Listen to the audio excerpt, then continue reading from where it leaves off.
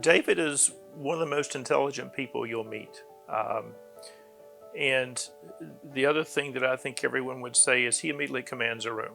When he's talking, people listen. He has that executive presence that I've seen very few people parallel. David was my client, and so we were in a position where there was a company in Nashville.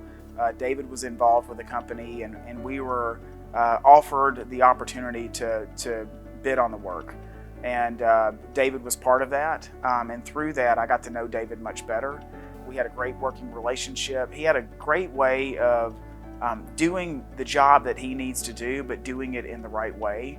It's hard to talk about David and not talk about Mike Kane, because they built LBMC together. Mike was pretty laid back, and David, it was the exact opposite. David was like, well, let's get it done. What are we waiting on? And I think that's part of the reason why LBMC has been so successful, because David's concept has always been, we are going to provide the services that our clients want. So these LLCs that have been created and all these different services, they all come from clients saying they need them, not from us saying we think clients need these, so let's go produce it. We started as your typical CPA firm. The business has just kept growing until what we have today, which is a very large technology practice, wealth management. Cybersecurity, it's data and analytics and AI, it's valuation and litigation support. Complete PEO, payroll, HR outsourcing, staffing. Today we're a top 30 US firm, which is shocking to think that, because when I walked in we had 50 people, just under 50 people, and today we're over 800. What's impressive about David, he's so good about numbers. When I first found out that he enjoys wine, I said, David, I don't know anything about wine, like, how many bottles do you have? And he was very precise. It was something like, I have 9,876. David's reputation as a wine connoisseur is also unparalleled. When David's older son got married, David had that reception at his home. We were having a great time and talking to David, and I was telling him how great the wine was, and he looked at it, and then he went over and looked at the bottle, and it turned out the caterers had gotten in to David's private stash as opposed to like the stash that was there for the masses.